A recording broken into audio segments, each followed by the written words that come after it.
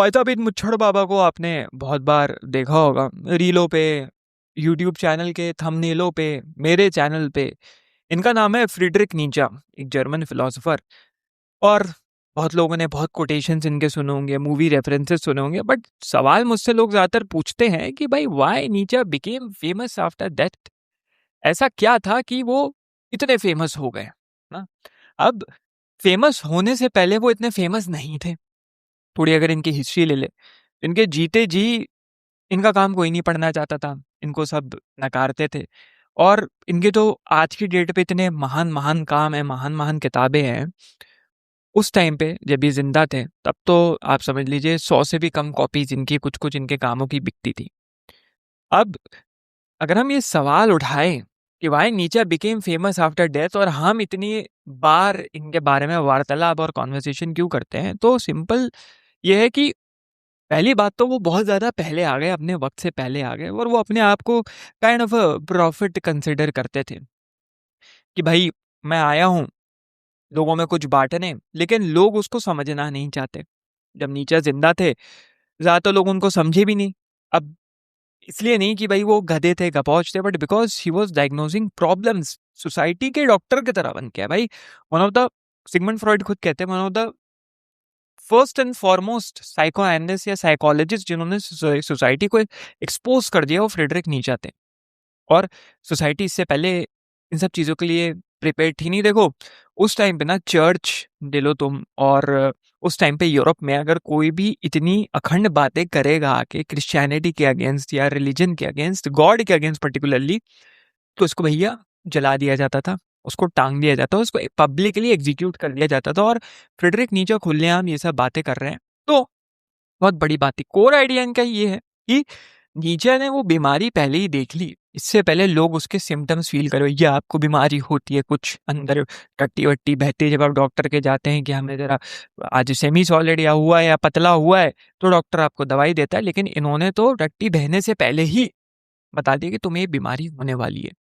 तो इनके जो कोर पॉइंट्स है वो loss of meaning, collapse of religion, herd mentality, fake morality, weak people pretending to be good, इन सब के अराउंड था। अगर बेसिकली इनका मतलब हम देखें तो ये ऐसी मेंटालिटी जो कि मर्दों को, औरतों को, सोसाइटी को इन जनरल वीक बनाती है, उसके अगेंस्ट है कि लोग प्रिटेंड करते हैं हमें तो ईगो नहीं है भाई, हम तो ईगो फ्री हैं, हम तो ये हैं, हमें तो कुछ नहीं, हम तो दूध के धुले हैं। सब में खामी है, सब में कमी है, सब में ईगो है, तो एक्सेप्ट करने में कोई बुराई नहीं है। और इस वजह से लोगों के अंदर लॉस ऑफ मीनिंग आ रहा है, और उस लॉस ऑफ मीनिंग की वजह से तुम खुद अपने रिलीजन को अपने हाथ से मार रहे हो दोस्त। क्यों? क्योंकि तुम कमजोर बन गए हो। क्या तुम्हारे गॉड ने तुम्हें कमजोर बनना सिखाया है? भैया चाटा बड़ा एक गाल पे दूसरा गाल भी आगे कर दे, हमें यहाँ पे भी चमेट दो, रगेड़ दो भाई, पूरी तरीके से हमें डोमिनेट कर दो। नहीं नहीं। और इसलिए ये ज्यादा परेशान थे क्योंकि यार इतना सब हो रहा है फिर भी पीपल आर प्रिटेंडिंग भाई हमें तो कुछ नहीं हो, हम तो ठीक है भाई, दुनिया जैसी चल रही है चलना, ऊपर वाले के भरोसे छोड़ देते हैं। दूसरी चीज, वो एक नॉर्मल राइटर के तरह नहीं लिखते थे। उस टाइम पे जब फिलॉसफी बहुत क्लासिकल फेज के थ्रू गुजर रही थी, बहुत एनालिटिकल फेज के थ्रू गुजर रही थी, लॉजिक के थ्रू गुजर रही थी, एक सिस्टम के थ्रू गुजर रही थी, सिस्टमैटिक फिलॉसफी थी, वहां पे एक ऐसा फिलोसफर आया जो कि उन्हीं फिलोसफर्स की मार रहा है। एक पोएट, एक साइकोलॉजिस्ट, एक प्रॉफिट, एक ऐसा सर्जन जो हथियार लेके घुसा है ह्यूमन वीकनेस को फाड़ने के लिए। और इसने इस इंसान को, इन सब चीज़ों ने इस इंसान को पावरफुल बनाया, but also very difficult to understand. तभी इनके वर्ड्स को समझना बहुत मुश्किल है। कहावत है जो यू नो इनकी एरोगेंस भी दिखाती है, वो ये थी कि मैं एक लाइन में वो सब कह देता हूँ जो बाकी फिलोसफर्स और राइटर्स को एक एक किताबें लगती है। और ये उन्होंने पहले से सोच के रखा था कि भाई मैं ऐसी हालत करूंगा, ऐसे एक्सप्लोसिव राइटिंग करूंगा कि सबकी पट के 4 छोड़ो 64 छोड़ो 172 हो जाएगी। अब सवाल उठेगा कि भाई लोग इनको इग्नोर क्यों करते थे? अब उस टाइम पे ऐसा राइटर आना जो कि एनालिटिकल फिलोसफी के अगेंस्ट है, इट्स सिमिलर टू न्यूटन का बातचीत चल रही है, न्यूटन का जमाना है, न्यूटन की वाहवाही चल रही है, और उसमें एल्बर्ट आइंस्टीन आके बोल रहे हैं या न्यूटन तो बकलौल आदमी था, ग्रेविटी को लेकर बकचोदी कर रहा था। It's similar to that. तो सब एल्बर्ट आइंस्टीन को का मजाक बनाते थे, वो अलग बात है, उन्होंने अपने ही जीते जी सारी तरक्की वरक्की देख ली।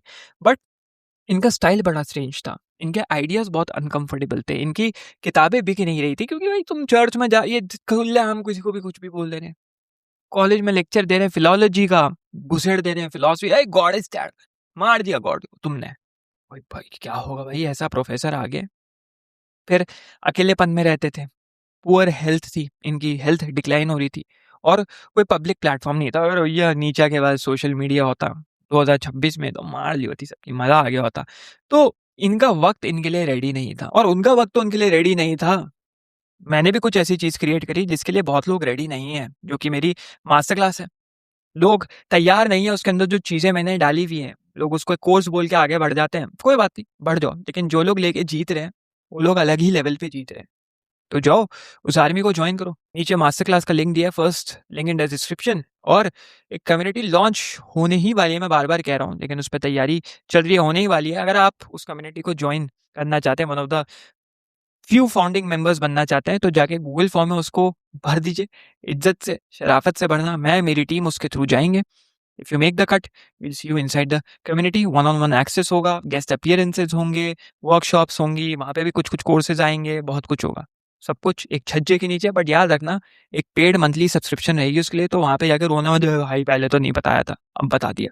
तो जाओ आगे बढ़ते हुए, ये जिस फेज से गुजरे वही जो हम बात करते बात है, religion, progress, morality, reason, civilization, और ये बिल्डिंग बिल्डिंग एरा था, इनलाइटनमेंट एरा था, भाई बिल्ड करेंगे मिल के कुछ करेंगे। वहां पे नीचे आके बोल रहे हैं भाई कुछ तो कोलैप्स कर रहा है और तैयार रहो, कुछ आ रहा है, कुछ आ रहा है। तो भाई इक्विवेलेंट टू प्रॉफिट्स हो गए, जो अब्राहमिक रिलीजन्स के प्रॉफिट्स प्रिडिक्शंस देते थे, तो ये भी एक प्रॉफिट हो गया। लेकिन हम कैसे माने इस प्रॉफिट के ऊपर? और ये देख रहे थे इस सोसाइटी में, ये नजर इनको आ रहा था कि लोग अपने पुराने बिलीफ सिस्टम भूलते जा रहे हैं और नए वैल्यूज बनाते जा रहे हैं। और ये हिपोक्रेसी का है बात की भाई, कि तुम बोल रहे हो एक तरफ कि मैं गॉड पे, अपने रिलीजन पे, अपने धर्म पे भरोसा रखता हूँ, दूसरी तरफ तुम नए आइडिया से उनको रिप्लेस करने की कोशिश कर रहे हो, तो तुम ही अपने गॉड को मार रहे हो यार। ये आइडिया लोगों को पसंद नहीं आया, इसी पे इन्होंने कहा गॉड इज डेड। और इसके ऊपर जो है ना, लोग उछलना शुरू कर देते, हाय हाय, आधे लोग बोलते हैं देखो भाई गॉड इज डेड, मजा आ गया क्या बोला, दूसरे लोग बोलते हैं मजाक उड़ा रहा है हमारे गॉड का। ना ना ना ना। ये सिर्फ एथिज्म रिलेटेड नहीं है, ये मॉडर्न रिप्लेसमेंट है गॉड का, जो इंसान खुद क्रिएट कर रहा है। तभी इनकी अगर आप लाइनें पढ़े, गॉड इज डेड, तो एक ये 3 शब्द हैं, बट अगर इसको पूरा एक्सपैंड करें तो God is dead and we have killed him, we are murderers of all murderers. ऐसे मर्डरर पैदा हुआ ही नहीं है जो हम मर्डरर हैं, जैसा हमने मर्डर किया, हमारे हाथ पे खून लगा हुआ है गॉड का। अब तुम क्या करोगे? कौन से त्योहार मनाओगे, कौन से फेस्टिवल्स करोगे, कौन सा होली वाटर पियोगे अपने पाप धोने के लिए? तुमने तो सबसे बड़ा पाप कर दिया, अपने न्यू बिलीफ सिस्टम लाके अपने पुराने बिलीफ सिस्टम गॉड के कॉन्सेप्ट को तुमने खत्म कर दिए। तो ये इमेज उसी को डिपिक्ट करती है। और फिर 20th सेंचुरी हुआ, नीचा के मरने के बाद, अगर आप अब ट्रांजिशन करें कि भाई नीचा फेमस हुए कैसे, नीचा उभरे कैसे, तो 20th सेंचुरी हुआ ऑब्वियसली।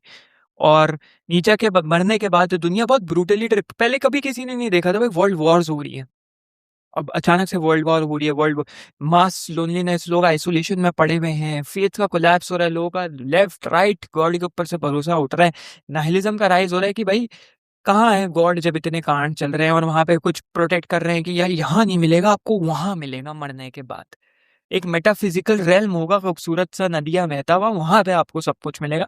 तो यहाँ जो हो रहा है ये तो आपके लिए सिर्फ एक टेस्ट है। तो नाइलिज्म बढ़ने लग गया, अरे ये कैसा, ये क्या जस्टिफिकेशन हुई, ये क्या जस्टिफ कि तुमने तो चलते फिरते एक आदमी को मार दिया, गोली मार दी, बोल दिया वो जो है ना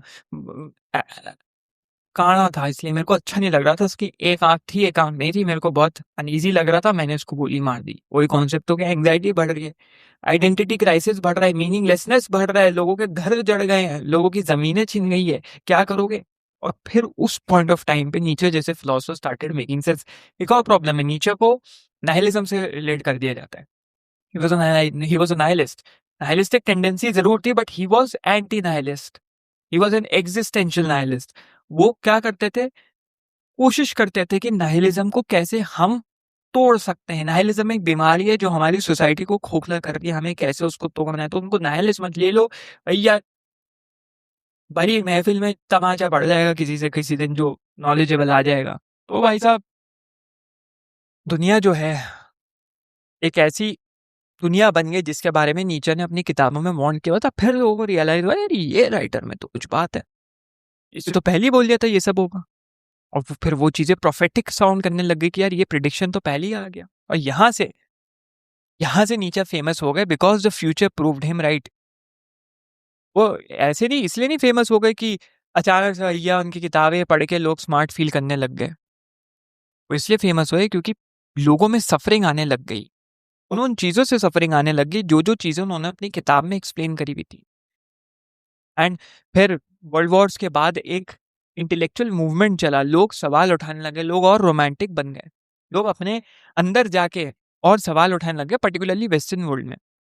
why do I feel empty, why does morality feel fake, मैं क्राउड को क्यों फॉलो कर रहा हूँ, मुझे अप्रूवल क्यों चाहिए, लाइफ मीनिंगलेस क्यों होती है। और नीचा ने अपनी सारी किताबों में ये सब पहले से ही उतारा हुआ था, और एक तरीके से नहीं हजारों तरीकों से उतारा हुआ था जिसको आप अलग अलग तरीकों से इंटरप्रेट कर सकते हैं।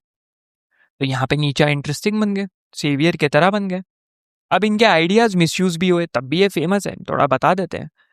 इनकी जब मौत हो रही थी, इनका मेंटल कोलैप्स वगैरह हो गया था, इनको सिफिलिस वगैरह हुआ था जब ये एक ब्रॉथल में जाके जो प्रोस्टिट्यूशन रिंग में जाके इन्होंने एक कुछ किया, कांड वांड किया, इनको बीमारी हो गई, एसटीडी हो गया।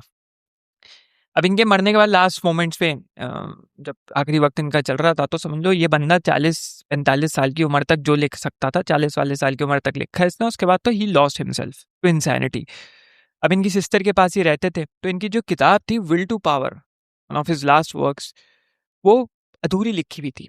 अब इनकी बहन ने कांड क्या किया, इनके मरने के बाद उस किताब को इधर उधर फिलोसफर से बात कर कुरा के खुद से लिख दिया और मैनिपुलेट कर दिया। लोगों ने मना किया, क्रिटिक्स ने मना किया, फिलोसफिकल क्रिटिक्स ने, राइटर ने, बड़े बड़े फिलोसफिकल फिगर्स ने, मत करो ये सही नहीं होगा, ये सही इंडिकेशन नहीं देगा, लेकिन उन्होंने कर दिया। तो ये अगर आप फोटो देखें तो एक कॉपी ये जो दे रही हैं, ये वाली फोटो में ये कॉपी, ये नीचे की सिस्टर है बीच में, ये हिटलर को दे रही हैं। तभी इनको बहुत मिस रिप्रेजेंट किया जाता है कि हिटलर को इंस्पायर करने में नीचे का बहुत योगदान था, क्योंकि नीचे की फिलॉसफी ये थी, क्योंकि तुम्हारे नाजी कोर आइडियोलॉजी यही थी कि भाई जूस वीक कर रहे हैं सोसाइटी को, जूस को मारो। और हिटलर ने भी ये कहा था वीकनेस हटाओ। तो लोगों ने एक पैरेलल ड्रॉ कर लिया, मतलब नीचे ये कहना चाह रहा था पहले से। तो ये सब हुआ, बाद में स्कॉलर्स ने इनको रीड किया, वापस से एनालिसिस हुआ इनकी फिलोसफी का। तो यही पता लगा कि he was not just a dark philosopher, ये one of the greatest thinkers of all time. देखो, मॉडर्न इंटेलेक्चुअल एरा में 3 ग्रेटेस्ट थिंकर्स आए हैं, 3।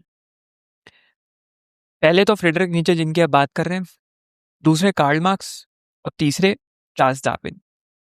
ये 3 आए हैं जिन्होंने पूरी काया पलट कर दी हमारे आने वाली सोसाइटी की। तो बाकी फिलोसफर्स ने पढ़ा, बोला भाई ये तो मोरालिटी पे बात कर रहा है, वीकनेस पे बात कर रहा है, पावर पे बात कर रहा है, रिजेंटमेंट पे बात कर रहा है, मॉडर्न एम्प्टीनेस पे बात कर रहा है, तो खतरनाक है, इसने तो कुछ खतरनाक दिया। नीचे ने हर्ड मेंटालिटी एक्सपोज करी, जो आज तक कोई नहीं बोलना चाह रहा था। एक भेड़ चाल में फंस चुके हैं लोग। वैसे तो ये क्रिश्चियनिटी को बहुत टारगेट करते थे, और इन्होंने कहा कि ज्यादातर लोग इंडिपेंडेंटली सोच ही नहीं सकते। वो सोसाइटी कॉपी करते हैं, रिलीजन कॉपी करते हैं, फैमिली कॉपी करते हैं, कल्चर, और उसको क्या बोलते हैं, ट्रुथ। ये तो हमारा सत्य है, सत्य। उनका अटैक सिंपल था, ज्यादातर लोगों को फ्रीडम नहीं चाहिए, उन्हें परमिशन चाहिए। हाँ भैया हम कमजोर है, ऊपर वाले की तरफ से ना परमिशन आई है हमें, डायरेक्ट डायरेक्ट कांटेक्ट है, कांटेक्ट विद अ के, नॉट सी। कांटेक्ट ऊपर वाले ने लाइन कनेक्ट कर दी भैया। हमें बोला गया है बकचोद रहने को, बोकैत रहने को, हमें बोला गया फटे कपड़े मतलब भाई सही है कुछ, लेकिन अगर अमीर कोई घूम रहा है, मस्त गाड़ी में घूम रहा है, पावरफुल है, पूरा पावर के साथ चल रहा है, अपनी अपनी फाड़ रहा है आगे पीछे लोगों की, वो चूतिया है भाई, उससे दूर रहो। ये भिखारी, भिखारी के तक देखो, इस भिखारी को सबसे ज्यादा रिवॉर्ड मिलेगा, ये मेंटालिटी के अगेंस्ट है ये।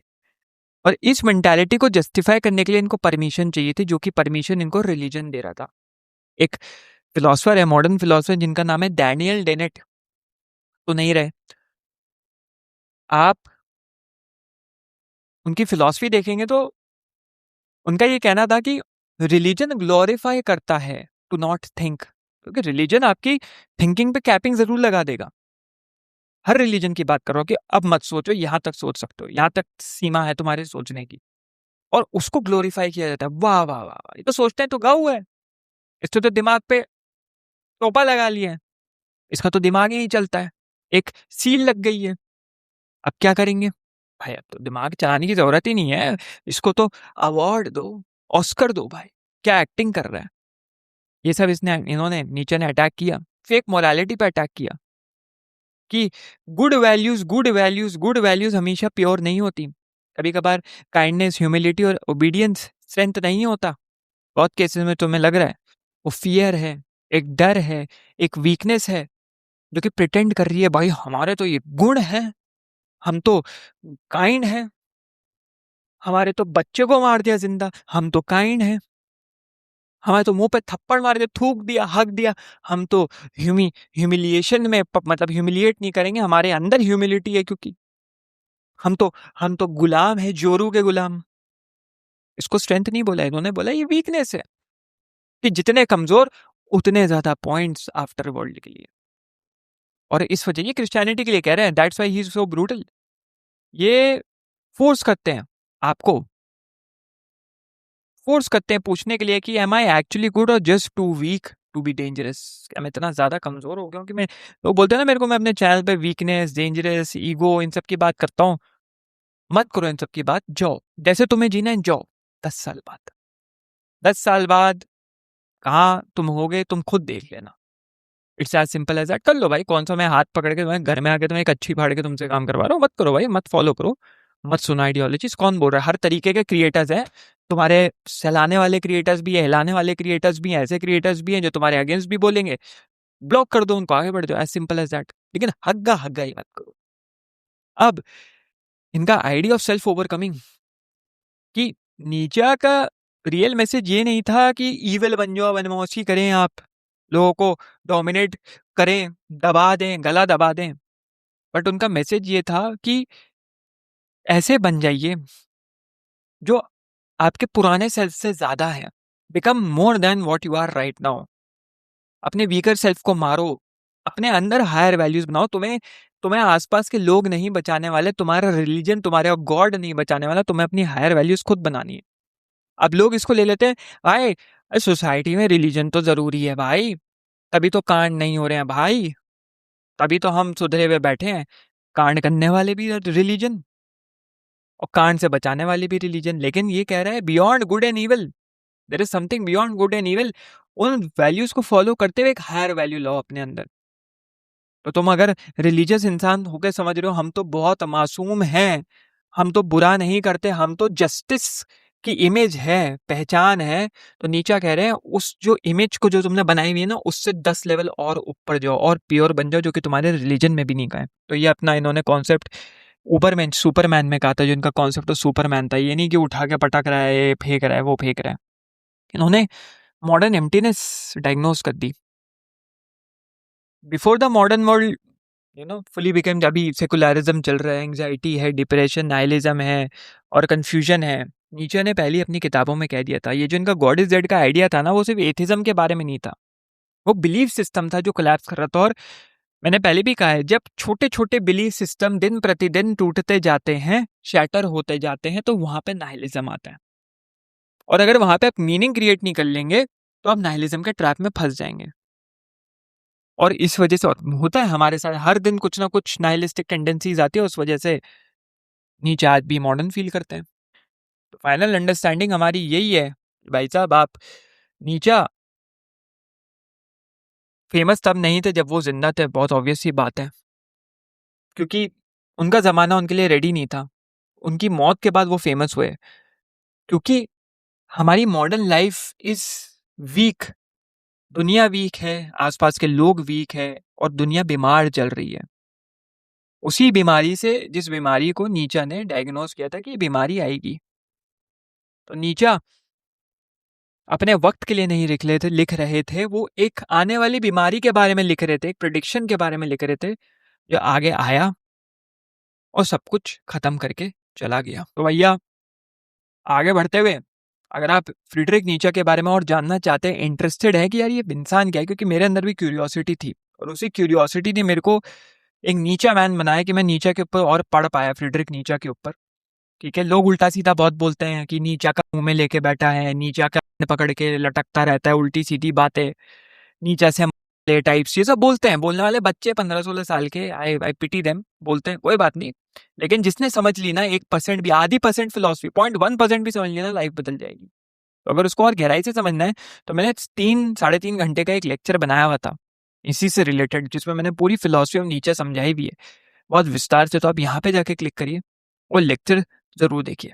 चलिए भैया अभी जाइए, मास्टर क्लास नहीं है, मास्टर क्लास लीजिए, और अगर कम्युनिटी का गूगल फॉर्म नहीं भरा है अप्लाई करने के लिए तो वो भी भरिए। चलो अभी तो इस पे जाओ।